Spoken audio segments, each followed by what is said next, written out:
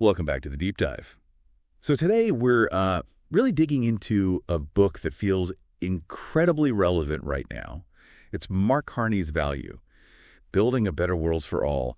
And, this isn't just Carney looking at economics in the usual way. He's really trying to get at something deeper, like a fundamental, maybe even a moral flaw in how our global system works. He basically argues we've sort of swapped our long-term health, our well-being for these quick wins. And the fallout from that, well, he says it's becoming impossible to ignore. So our mission today is to really unpack Carney's main arguments, get a handle on how he sees this values failure showing up in these massive global crises, and then explore his ideas for, well, a more humane, more sustainable way forward. Right. And what makes Carney's perspective so compelling is his background, isn't it? I mean, this is someone who's operated at the absolute top levels of global finance, government policy, and now climate action. He's seen it all from the inside. Yeah, that gives him a unique vantage point. Exactly. So he's arguing from that experience that our economic system has kind of floated free from the values that should anchor it.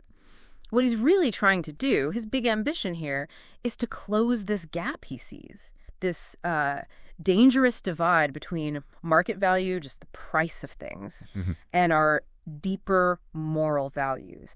It's really a call to weave those shared values back into the market itself. And that core idea he puts forward is so powerful, I think, where he says, we have moved from a market economy to a market society. That line just stops you for a second. It really does. He's saying that market logic, the buying and selling, it's seeped into everything, even things like public trust or community health, our ethics, things that shouldn't really have a price tag. And for Carney, that's not just some abstract shift. He thinks it actively messes with our priorities as a society. It pushes efficiency and sort of individual profit above everything else. And often the really critical long-term stuff just gets left behind in that calculation. Precisely. And he's not just talking theory here. He directly connects this values failure, as he calls it, to some of the biggest crises we've faced. Take the 2008 financial meltdown. Right. He points to how that relentless drive for short-term profit through things like subprime mortgages, just totally unchecked financial engineering, driven by a kind of efficiency that didn't care about the consequences. Yeah, efficiency without morality almost. Exactly. It destroyed trust and showed just how brittle that system was because it had forgotten why it existed in the first place, its purpose for society. Yeah. And he draws a similar line to the COVID pandemic. How so? Well, the focus on super lean supply chains, maximizing immediate profit, it meant we had zero resilience, no buffer when the shock hit.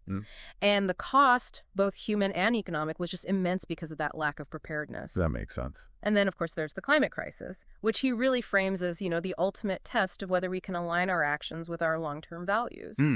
That distinction you mentioned earlier between just raw efficiency and building resilience, that seems absolutely key to his whole argument. Our system seems wired for the first one. Totally optimized for efficiency. Right. Often, directly at the expense of being able to handle shocks or think long-term. Absolutely.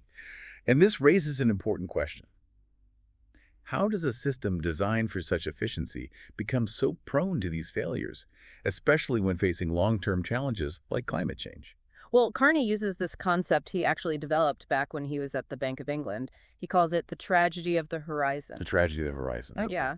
He's basically saying that financial markets and political systems, too, they have this built-in short-sightedness. They're structured to discount or sometimes just flat-out ignore consequences that fall too far into the future.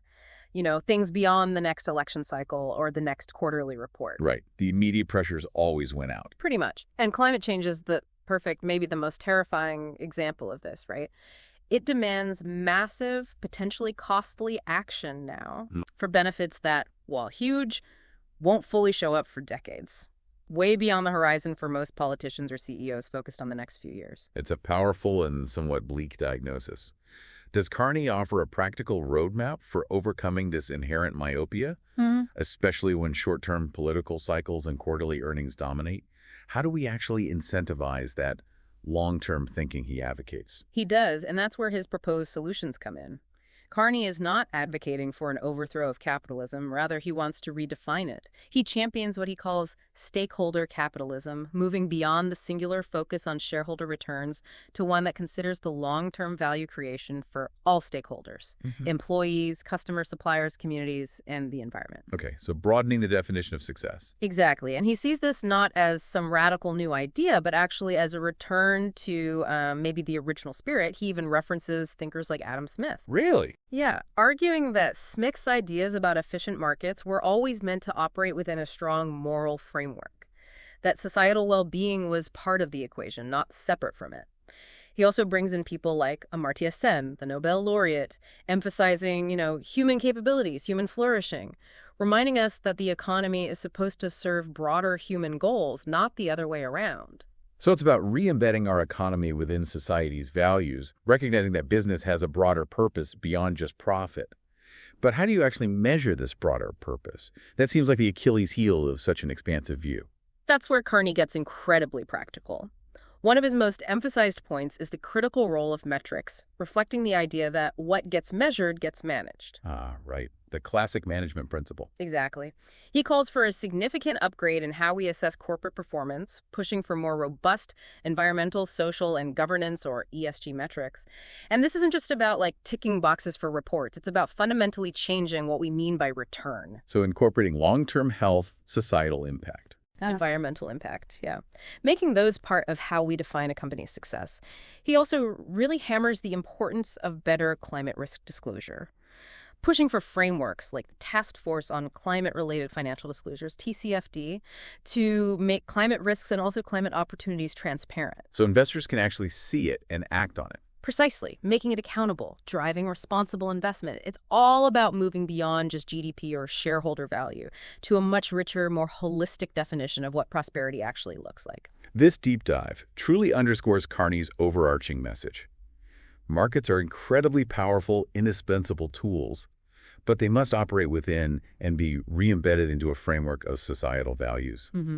It's about prioritizing resilience over mere efficiency, and recognizing the vital role the private sector plays in tackling global challenges like climate change and inequality, but always holding them to higher standards for a collective good. Exactly. The shift he proposes is fundamental.